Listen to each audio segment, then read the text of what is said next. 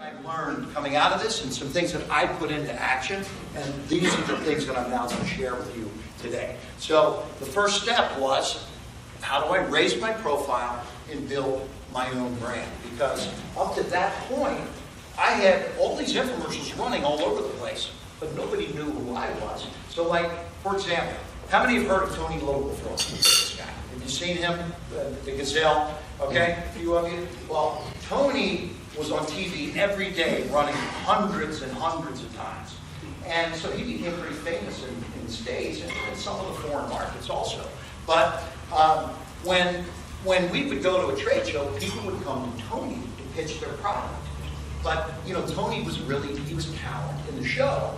We were the company that was actually manufacturing the product, producing the infomercial, buying the media, shipping it, handling, and so, you know, nobody knew the people behind it. They knew kind of the face of that, again, was Tony Little. So the way I started building my brand was I said, okay, I've got to raise my profile and develop myself as an authority, which is now something that many of you that said, yes, I'm an entrepreneur, you know, the question I would ask you is, have you gone about building your own brand in your own market by doing the kinds of things you see on this page?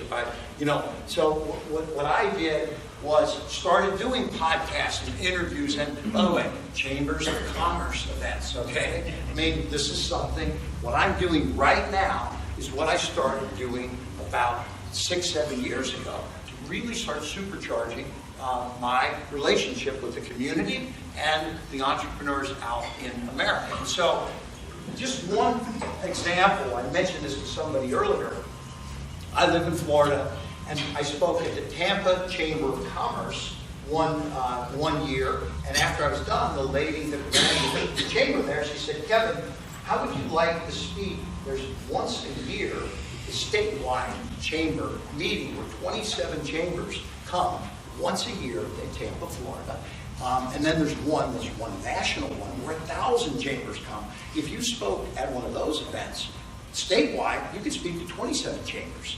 And now you can get your word out to more and more folks. So these are the things that I started doing, forming my own networking organization, raising money for charity, educational videos, TV interviews, and things like that. But what I started doing also is I started looking at charging my brand with LinkedIn. And this is a funny story because yesterday, I always love to read the local press, and so one of the newspapers yesterday, and I talk about LinkedIn, and LinkedIn is pretty easy to use LinkedIn, but what I'm talking about here is using targeted groups. And let me explain. There's one group that I joined in the U.S. had 987,000 entrepreneurs in their whole group. So what I did was I joined that group and I started scheduling, I call it a scheduling ninja, a couple posts in the morning, a couple in the evening. I was commenting on all their discussions. I was relevant and meaningful, inquisitive, and a resource and a catalyst. And so then all of a sudden, tens of thousands of those people were now following me on my LinkedIn. So as an entrepreneur, the bigger the following that you have, whether it be LinkedIn, or Facebook, or any social media, the bigger the following, the more money your business will make, the more assets you have as a company. And so it's funny because yesterday in one of the newspapers, the woman that's on Shark Tank here in Australia says CEOs use influence to tap networks like LinkedIn.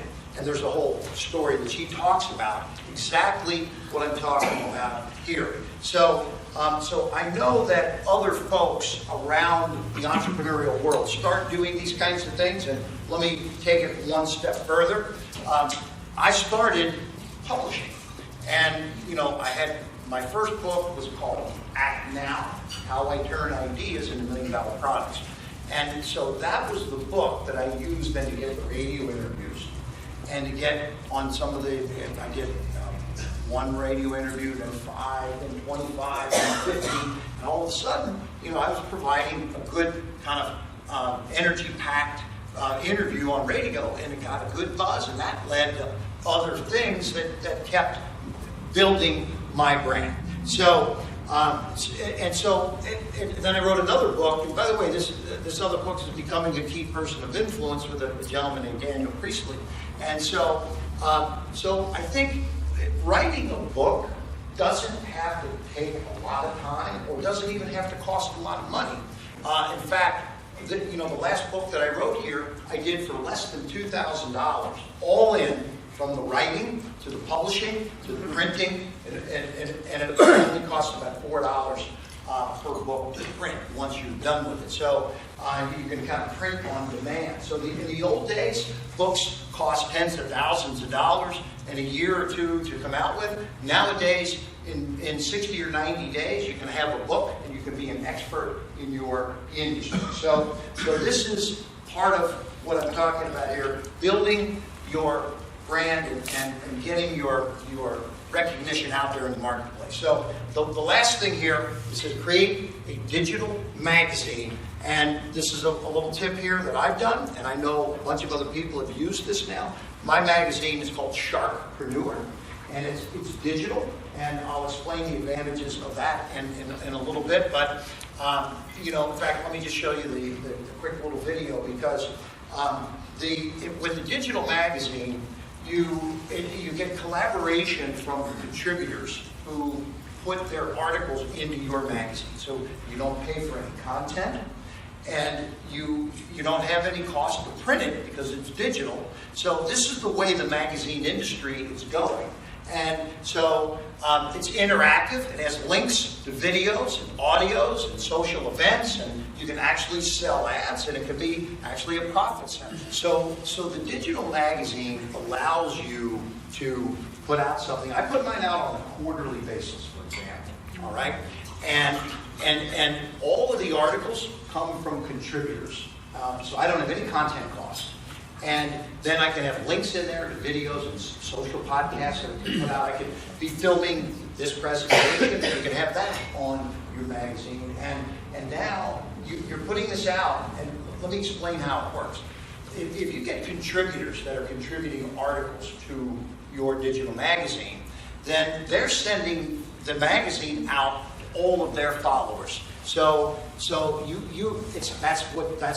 word collaborative. What that means is you now start building the distribution of your magazine through the collaboration of the content people that are putting their articles in the magazine. So it can be very, very powerful, and some people are building businesses with tens of thousands of monthly subscribers to the magazine, and you don't charge for the magazine, and most people don't, and it's free for its distribution, and it's building, again, your distribution points. So all of these things led to Eureka moment number 3 for me. So the first one was meeting Arnold and putting him on Discovery and growing that business. And the second one was Richard Branson. And the third one was I got the phone call from Mark Burnett. And so I'm talking about all these things that I was doing to build my brand and change the direction of my business, right? And there's Mark Burnett on the phone, and Mark is like, hey, Kevin, I'm doing a new show. I want you to come out and talk to me, and maybe you'd be interested in the show that I'm shooting. Now, Survivor is here in Australia, right? Okay. So he produces Survivor, and he does Shark Tank, as well as he has one called The Voice, and all kinds of, he's a big TV producer. So he said, would you come out and talk to me? And I said, absolutely. I got off the phone, and I was all excited. I told my wife, I said, wow, I said, you won't believe it, Mark Burnett just called and asked if I would come to LA and talk to him about this new show that he's shooting called Shark Tank. And my wife said, Kevin, she said, do you know what Mark Burnett produces? He does that show called Survivor. And do you know what he does to those people on the island? Why do you want to be on Shark Tank? What's he going to do to me? And actually, the funny thing is, when we first, at Shark Tank, that phone call was 2008, so it's almost 10 years ago now.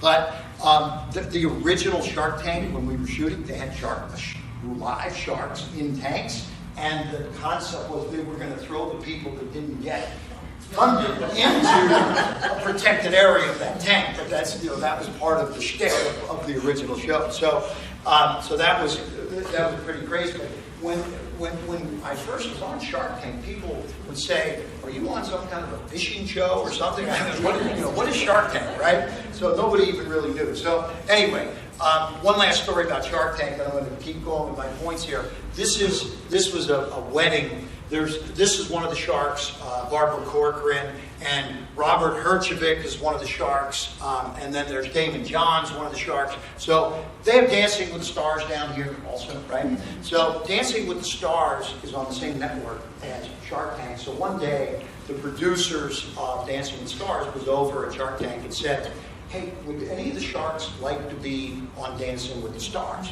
And my wife was there, and Robert were all hanging out, and Robert, right away, Robert went, "Yes, I'd love to do that," okay? And I was thinking, I looked at my wife, "What do you think?" She says, "You're not going to go on that show," okay?